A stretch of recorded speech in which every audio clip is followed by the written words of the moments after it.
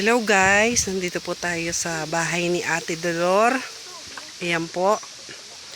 At for today's video po ay dumalaw tayo sa ating kaibigan. At ito po ang kanyang ina, si Ate Dolor, at ang kanyang PWD na anak na si Mercy. At nandito po kami ngayon para dalawin ang aming kaibigan na si Jaymar na may sakit po siya ngayon at nangailangan ng kagamutan po sa kanyang karamdaman. Pwede niyo po ba kami samahan? Ito nga po pala si Mercy, yung PWD niya na anak, ay kumbaga PWD po siya, kumbaga pipi po siya, tapos may anak po siya. Ito po, dalawa po ang kanyang anak. At papasok na po tayo sa bahay ni Ate Dolor. Dinalaw po namin ang aming kaibigan na si Jaymar. Ito po yung bahay niya, loob ng bahay. Yan po. Ang aming kaibigan na si Jaymar.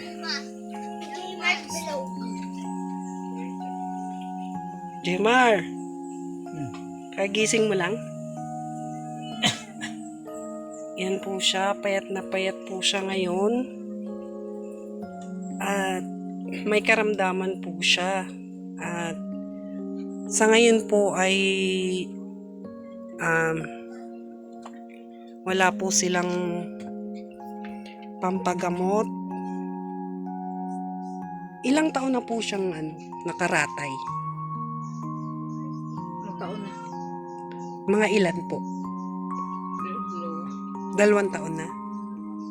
Yan. Ito po siya nung malusog pa po siya.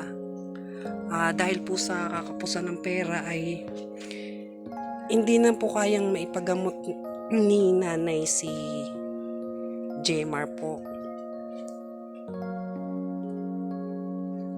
At sobrang pananakit ng kanyang katawan. Sobra pong pumayat siya nung huli na namin siyang dinalaw last year po.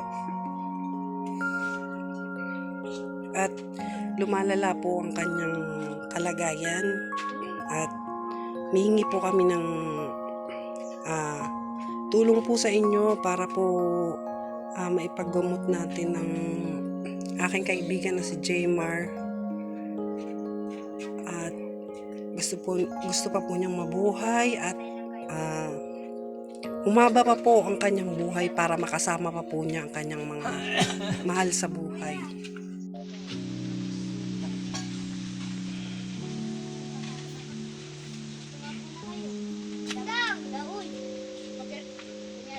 Ano pong hanap buhay niyo, Ate Dolor? Mag-aaraw minsan, tapos huwag mag-uling, mayroong ulingin, mag-uling kami, pero madalas nang wala kaming trabaho talaga. Ang kinakain namin ngayon, yung mga inabot-abot, yung mga kapitbahay, yun lang.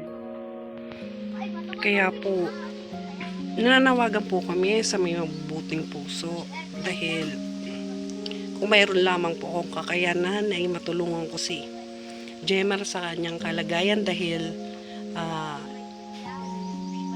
amin po siyang kaibigan at tinuturing ng kapatid. Kaya ito po ang kalagayan niya ngayon. Hindi po niya maipagamot kasi salat din po sila sa kanilang pamumuhay. Kaya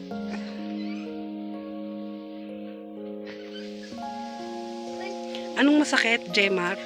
Tuhod. Tsaka? Kamay. Kamay. Tsaka? Tuhod, kamay. May siya sa likod, bukod sa puwit. May bukol din po siya sa puwit. Kaya sa inyo pong may mabubuting puso ay kumakatok po kami sa inyo para matulungan po natin si Jaymar sa kanyang kalagayan ngayon at sa kalagayan ng pamilya ni na Ate Dolor na mahatidan man lang po sila ng tulong.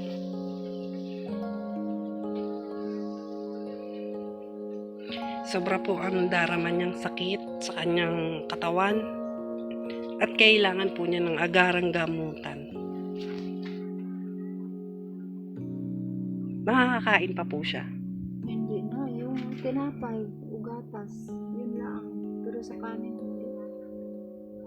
Kaya kailangan namin ng pang-ano ng gatas, tinapay ay wala eh. Walang magpaara, walang magpaano ng uling. Kaya problemado ko kung ano yung diaper pa, walang pambili. Sabi ko, sana may mga katulong man lang kahit paano. Nakakainom naman po siya ng tubig. Opo. Makainom na siya ng tubig, bangunin lang ang ulo. Tapunan lang yung leeg sa dami. Ano po bang, pina-check up niyo po ba siya dati? Oo, nakakumpay na sa regional ng 3 linggo. Ano pong nangyari kaya? Bakit po siya bumalik? Tapos na siya sa gamutan niyang sa TB daw yun. Opo. Pagkatapos noon, yun na ang nangyayari sa kanya. O bakit gayaan? Tapos na siya sa gamot niya, yun na ang nangyayari. Na hindi na siya makatayo, hindi na siya ganang kumain, tubig na laang. Opo. Ay di, yan, tuloy-tuloy naman. Sabi ko, tapos naman gamutan mo, bakit nagkagayaan ka na tuloy? Opo. Ito po ang aming kaibigan na si Jaymar at dati po namin kasamahan sa pagniniyog. Dati po nung nakakasama namin siya, malusog po siya at hindi ganyan po ang pangatawan niya. Ito po yung kanyang picture.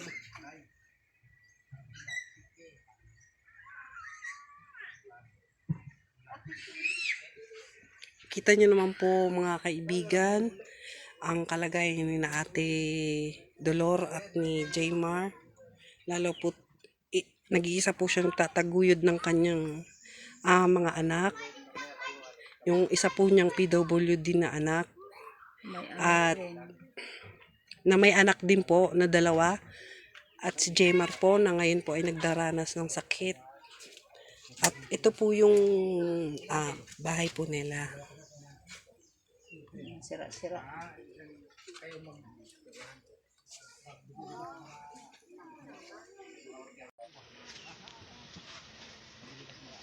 Umiinom po ba siya ng gamot?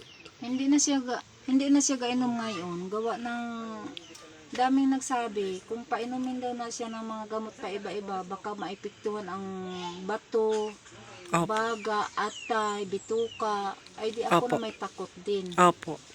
Ay di hindi ko na siya pinainom. Mapilitan, pag alagnatin siya, biogesic. Opo. Pero hindi lagi. Wala po siyang iniinom na gamot ngayon. Wala.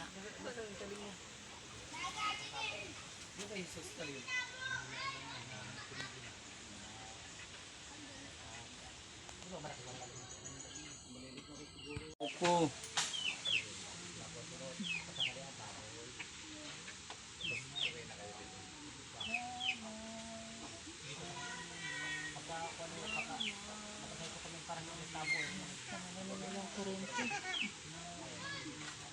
Wala po kayong kuryente. Pero may tubig po kayo. May tubig. Sabi nga ang Chris ganito, nataga ko ang hose mo. Ay, mulabas na sana ako. Sabi ko, sumirit ang hose At pinalian ko agad yun. Sabi niya, talian ko lang yung mamaya ito. Tapos na. Pansin ko na din.